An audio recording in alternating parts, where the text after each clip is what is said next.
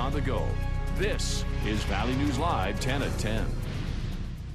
A strange car circling an elementary school. Police are calling it a possible luring incident. Two young schoolgirls say they saw a suspicious car and their gut instinct told them to run away and get inside the school. Good evening and thanks for joining us tonight. It happened Friday shortly after Zimmerman Elementary School in Wahpeton let out. The two girls alerted their principal that a white man with dark hair in his mid-30s was driving a silver or gray four-door car, circled the block several times. Valley News Team's Christina Craig was in Wahpeton today and has more on this potentially dangerous situation. I mean, you just never know what could happen. Concerns me because of that. We don't want a car, somebody passing through here, right? What do we say? No to strangers, right? Not to talk to strangers. The students' report has taken this normally quiet community by surprise. Here's surveillance video from the day. Two students approached me and said there was a gray car that had driven by them a few times. And I said, is the car still here? And they said no. The video only shows the girls coming into the school. What you can't see is the car that was driving near this bus stop. We don't know if it is somebody who was actually lurking in the area for evil purposes or not. So what we want is we want children to be alert and to trust their gut. If their radar goes off because there's something that somebody in a car is doing that makes them suspicious, they should do just what these two children did, which was to run back into the school and tell somebody they can trust. Cameras like this and a buzzer system guard the school's entrance. Now, school officials are scouring through the past 2 weeks of camera surveillance of the elementary's grounds to look for any odd behavior. From the day before, they saw a car that fit the description, but they weren't able to come up with any distinguishing characteristic or license number. As investigators work with the video, school officials say they believe their students to be safe. However, police are treating this incident as a possible stranger danger threat. In Wahpeton, Christina Craig, Valley News Live. Police say the girls did not get a license plate number off the car, which again is described as a silver or gray four-door.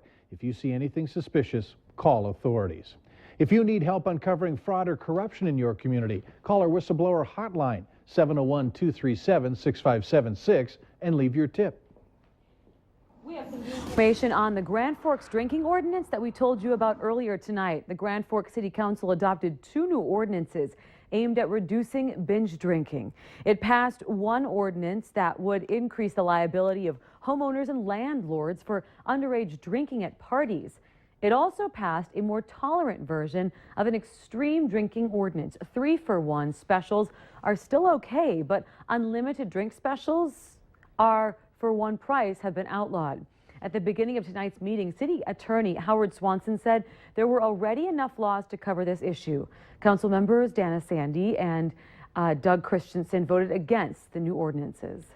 The president of the University of North Dakota is reaching out to students. On Sunday, Dr. Robert Kelly sent a campus-wide email explaining a proposed tuition hike and a call for a vote of no confidence. Student government leaders say Kelly hasn't been upfront about proposed tuition hikes. Kelly and other university leaders will attend a public meeting of the UND Student Senate this Wednesday. You can read Dr. Kelly's full email online at valleynewslive.com. A bill that would change the tax formula that oil companies pay to the state passed the House today. House Bill 1476 would eliminate any triggers or incentives for oil companies when the price of oil is low and would reduce the oil extraction tax from 6.5% to 4.5%. The bill will be further discussed by a committee in the Senate tomorrow morning. ISIS recruitment hitting a little bit too close to home. 6 men have been arrested and charged with conspiracy and attempt to fight for the terror group, all from the Twin Cities area. Valley News Team's Krista Boehm looked into their social media-based recruitment tactics and if there are concerns here in the Valley.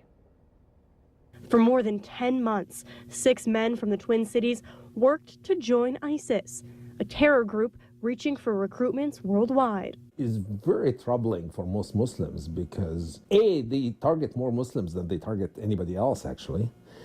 B, Muslims feel that this is an extreme distortion of our religion that we don't want to put up with. As a Muslim, Dr. Ahmed Kamil says people joining ISIS is hard to understand. Who would want their religion to be used to justify killing and so forth? It's not acceptable. And as they pray in Fargo, Muslims here and around the U.S. are trying to combat these recruitments. It's worrying, but what I see happening in the Muslim communities here and elsewhere in the United States is that most mosques are trying their best to have educational efforts for the youth, and have activities and so forth to counter those messages. What poses the biggest problem for the FBI? The far reach of social media. It's not as though you have necessarily a ground game, so to speak, where you have person-to-person contact on the ground. With respect to social media, literally a recruiter can be anywhere on the planet.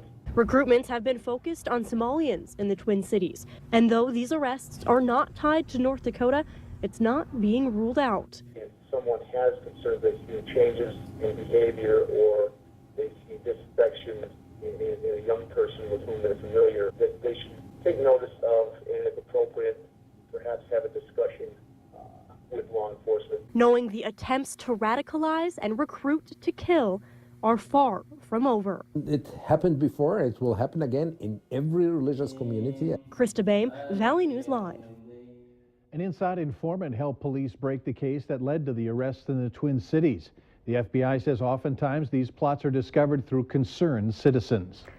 The snow, rain, and construction couldn't put a damper on the positive vibes in the DL business community. Stores and restaurants say they're more than ready for the massive road construction projects happening there. And they want people to know Detroit Lakes is open for business, even if it's ripping up much of the main downtown street for reconstruction. They say that you can get around despite the barricades and orange cones, but it's going to be tricky and take longer. This part of the country, you got to do it sometime in the warmer season. And really, the lakes aren't warmed up yet. You know, this is still early and things don't really get happen until later in June anyway, so. The Washington Avenue project is expected to be completed by the end of June, and the Highways 10 and 59 overpass, an expansion project, that's a lot longer. It's expected to begin this summer and take a few years to complete.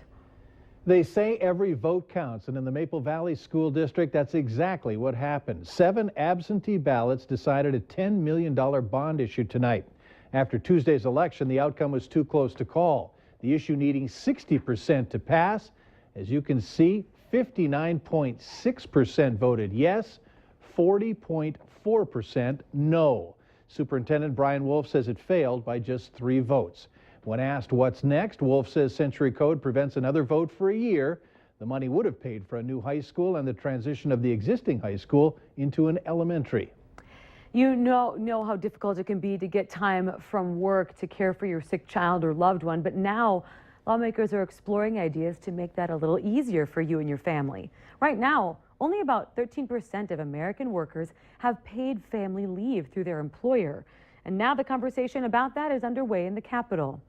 Georgia Senator Johnny Isakson, co-sponsor of the bill, offers legislation that would allow employees to bank overtime hours in exchange for time off. But congressional Democrats have introduced their own legislation. It would provide up to 12 weeks of partial income for family leave and would be funded through employee and employer contributions. Senator Isakson says it would work better if it was left up to business owners and not the government. Be an allowable agreement that the employee and the employer can agree to without the government having to sign off on it. Regardless of the approach, one thing is for sure, the conversation over paid family leave is only expected to heat up as candidates battle for the White House in 2016. West Fargo Public Schools transitioning to a single stream recycling through waste management. To help make the transition a little more fun, West Fargo and Cheyenne High Schools have decided to hold a recycling challenge. Starting today, 3 large dumpsters have been placed at each high school to collect steel, tin, aluminum, plastic bottles, and containers, paper, cardboard, and glass bottles and jars.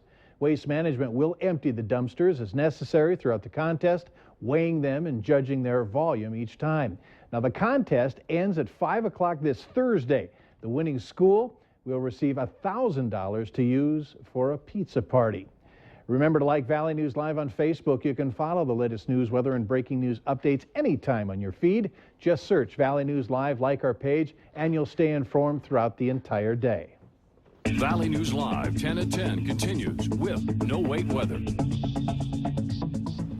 Hey folks, take a look at this. A beautiful sunset tonight. The picture courtesy of Joel Herman. This was taken along County Road 20 north of Fargo. That's absolutely beautiful. And it was nice to see, if it was snow, right, it's yes. precipitation at least. Indeed. And, you know, a pretty good close to the day with beautiful shots like that. We saw a few of those on Facebook as well. So thanks for all our friends for sharing.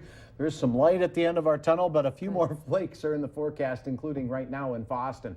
Here's a look at our tower time lapse of those beautiful colors. And as we set things in motion, you can see those orange hues really capturing our western skies with the sawtooth-shaped clouds there, the stratus deck flowing from north to south across the western skies. Heading into the late evening hours, we saw that clearing line way out to the west, but it didn't move over us, so socked in clouds for the time being in much of the Red River Valley. Right now, out at Hector International Airport, much like we've been all day, 37 degrees. The big change now is that the wind isn't gusting at 35 to 40 miles per hour, so that's an improvement with temperatures that are the same. The wind chill not as biting out there late tonight. Grand Forks outside right now, 35 degrees, cloudy skies, the wind's still gusting to 30 miles per hour for your area. Here's a look around the region, and everyone in the 30s, closer to 40 though in Oaks and Jamestown at 37, Devil's Lake at 36, but look at this, freezing temperatures. Thief River Falls, Roseau, right now some snow falling in and around Boston, Detroit Lakes, U and Bemidji both at 32 degrees. And now where we see the colors here on our wind speed and gust map, this illustrates where the strongest gusts are right here through the northern Red River Valley and portions of Lakes Country where a lot of gusts are still over 30 miles per hour. Nationally speaking, we have this big blob of blue air here in southern and central Canada. A storm system stuck in the Rocky Mountain area has slipped out into the Great Lakes region and has parked itself over the Great Lakes. And that's causing that north flow.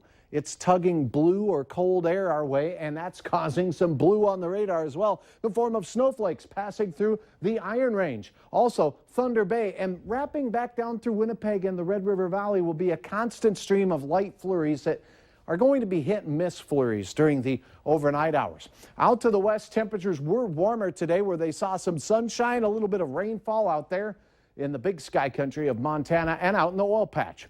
Your hour-by-hour forecast. We're focusing on wind, clouds, and snowfall potential as we go through the overnight. We'll see these little streamers of light flurries of snow continue to pass through northwestern Minnesota. As we rise and shine, we could have hit-or-miss flurries here or there, and the wind will be about what it is right now, 15 to 25 miles per hour.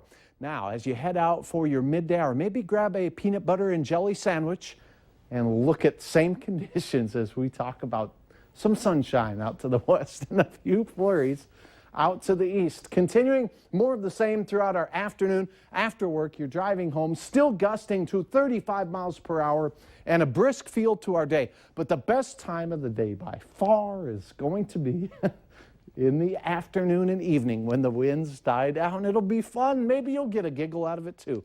All right, now let's take a look at your hour-by-hour forecast. We're talking about temperatures. They'll be chilly to start the day. Bundle the bus riders up here because as you can see, as we rise and shine tomorrow, low to mid-30s in Fargo-Moorhead. Gusty winds once again. Temperatures peaking at best in the low 40s. But late in the day, as you get home from work and school, it looks like we may even have a chance at some sunshine. 40 in Grand Forks on your way home from work. 45 in Jamestown, and the best chance of flurries on and off throughout the day out to the east. Well, it's hard to make rainbows when it's snowing outside, but there'll be a chance of that in the morning. Wednesday, though, improvement. 52 degrees and a lot of real good sandwich eating weather this weekend. Maybe a picnic even in the 60s. Peanut butter and jelly sounds good. Ooh, I like that. That Yum. sounds great. Well, later on Valley News Live 10 at 10, the massive recall of Blue Bell ice cream products affecting basically every single product out there right now. What you need to know to not get sick. And we'll also tell you about the FDA considering regulations on homeopathic products.